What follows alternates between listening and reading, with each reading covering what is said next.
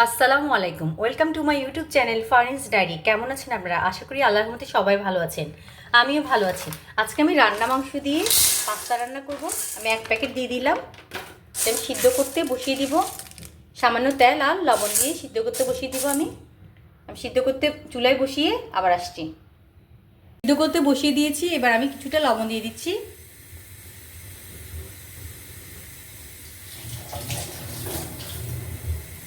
আর সামান্য তেল দিয়ে দিব, সয়াবিন তেল, যেন একটার সাথে একটা লেগে না যায় পাস্তাগুলো।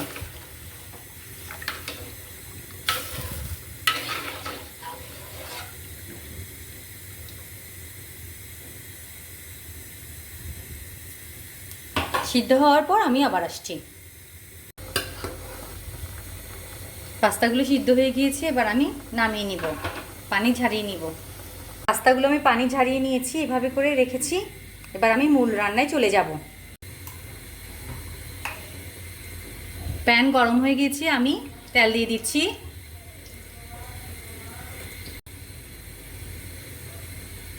এবার আমি পেঁয়াজ দিয়ে দিচ্ছি।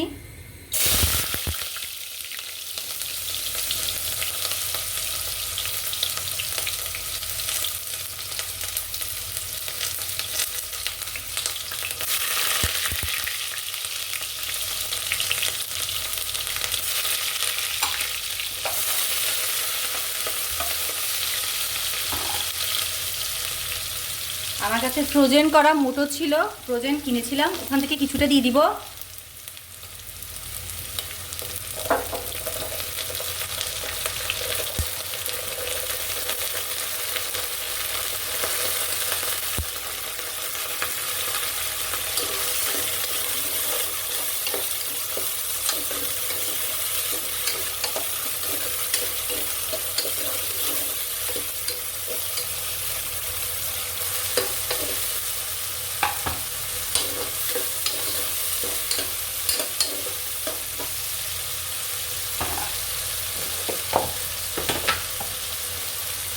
গাজর কুচি দিয়ে দিচ্ছি।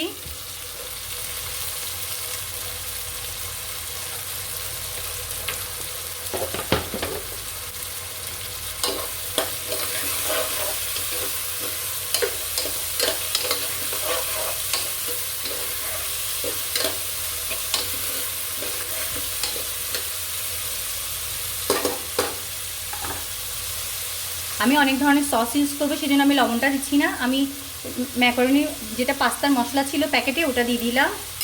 আর বাড়তি কয়েকটা ছিল, ওটাও দিয়ে দিলাম।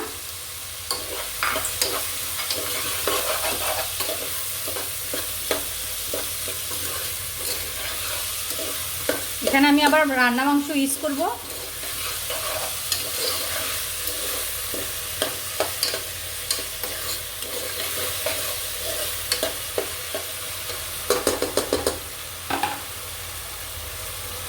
অল্প অল্প সস দিয়ে দিচ্ছি আমি, সয়া সস, স্বাদ মতো সব কিছু, red chili sauce,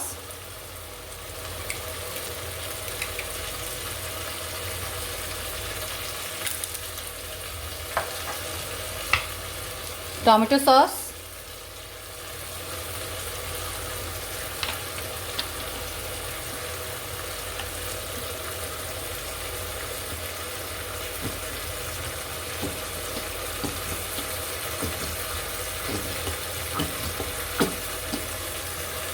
tomato sauce দিয়ে দিলাম।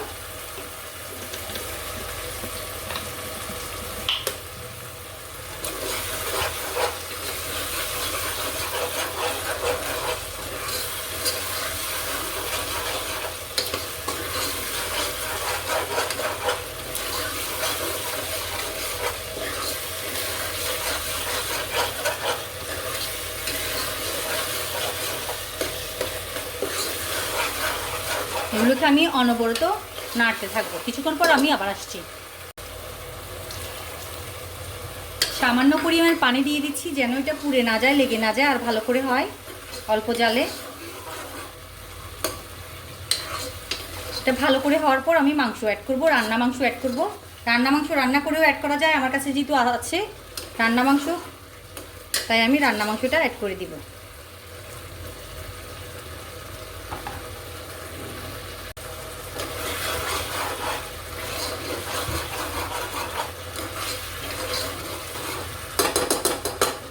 এবার আমি রান্না মাংস অ্যাড করছি।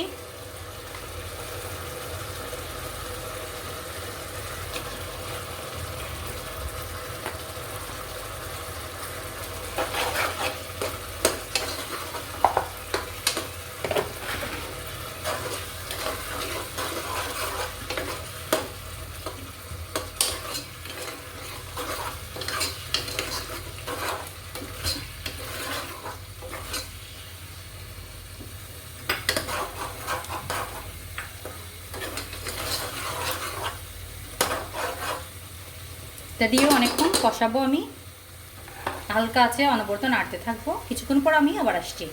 এবার আমি 8টা কাঁচামরিচ মাঝখানে ফালি করে দিয়েছি, এভাবে কেটে নিয়েছি। কাঁচামরিচটা আমি সবসময় পরে দিয়ে দেওয়ার চেষ্টা করি, যেন কাঁচাও না থাকে আবার পুরা একদম ফ্লেভারও যেন চলে না যায়, সেইভাবে করে মাঝখানে অথবা লাস্টের দিকে আমি দিই, যেন কাঁচা ফ্লেভারটাও না থাকে, আবার ওভাবে করে কাঁচা কাঁচা গন্ধ খাবার হচ্ছে কিন্তু পুরোটা ফ্লেভার চলেও না যায় কাঁচামরিচের, কারণ কাঁচামরিচের ফ্লেভারটা আমার খুবই ভালো লাগে।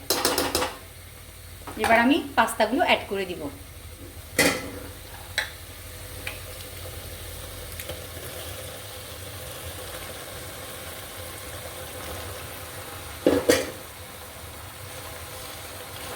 চুলা কিন্তু অল্প আছে রেখেছি আমি।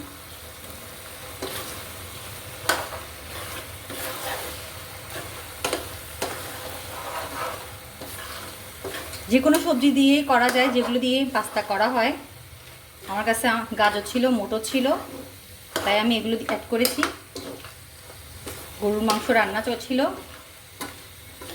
যে কোনো মাংস দিয়ে রান্না করলে মজা। আমার কাছে যেটা রান্না ছিল,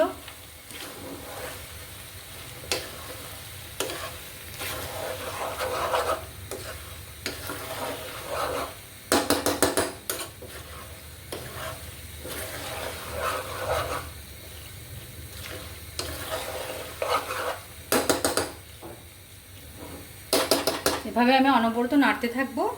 কিছুক্ষণ পর আমি আবার আসছি, ফাইনাল লুক নিয়ে দেখাবো আমি কীভাবে কেমন হয়েছে আমার পাস্তাটা। আমার পাস্তা হয়ে গিয়েছে, দেখতেই পাচ্ছেন ফাইনাল লুক। আমি একটা বাটিতে নিয়ে সুন্দর করে দেখাচ্ছি। চুলাও বন্ধ করে দিয়েছি আমি। এই যে আমার আর লবণ অ্যাড করতে হয়নি, কারণ হচ্ছে সসের মধ্যে ছিল টমেটোর সস, সয়া সস, তারপর রেড চিলি সস, তার মধ্যে আবার মাংসের মধ্যে ছিল, তো আমার আর অ্যাড করার প্রয়োজন হয়নি। আমি লাস্টে কেমন হয়েছে দেখেছি। আপনারাও স্বাদ অনুযায়ী লাস্টে যদি লাগে তখন দিবেন, আর রান্না কিছু দিয়ে করলে তো আর লাগে না, এই তো। আর যদি লাগেও পরে দিতে পারবেন। আর হচ্ছে মশলার মধ্যেও তো থাকে কিছুটা হয়তো বা, যেটা পাওয়া যায় প্যাকেটে পাস্তার সাথে, নুডলসের সাথে। এই তো আমি একটা সুন্দর বাটিতে নিয়ে দেখাচ্ছি আপনাদেরকে কেমন হলো। আমি পাস্তাগুলোকে সুন্দর বাটিতে নিয়ে পরিবেশন করে দেখালাম আপনাদেরকে। কোনো কিছু সুন্দর করে পরিবেশন করলে কিন্তু সুন্দর করে সাজিয়ে কিন্তু রাখলে খুবই ভালো লাগে, খেতেও ভালো লাগে। এই যে দেখতেই পাচ্ছেন কত সুন্দর লাগছে, ইয়ামি লাগছে। ঝাল ঝাল পাস্তা রান্না মাংস দিয়ে, আর গাজর আর মটর দিয়ে। যে মটর আমার ফ্রোজেন করা ছিল, গাজর আমার বাসায় ছিল, যা যা থাকে তা দিয়েই কিন্তু বানিয়ে ফেলা যায়। ঘরে তো অনেক কিছুই থাকে, সব অনেক সময় যে কোনো যেটাই থাকে সেটা দিয়ে অনেক মজা করে করা যায়। আর যেহেতু এখন কোরবানির পরপর মাংস তো আছে রান্না করা, তাই নতুন করে রান্নার প্রয়োজন হয় না। এই যে কম কষ্টে আমি রান্না করে ফেললাম পাস্তা রান্না মাংস দিয়ে, গাজর আর মটর দিয়ে। সবার কেমন লেগেছে জানাবেন ঝাল ঝাল পাস্তাটি। আপনারা এভাবে ট্রাই করলেও কিন্তু আলহামদুলিল্লাহ অনেক ভালোই হবে। সবাই ভালো থাকবেন, সুস্থ থাকবেন। আল্লাহ হাফেজ, আসসালামু আলাইকুম।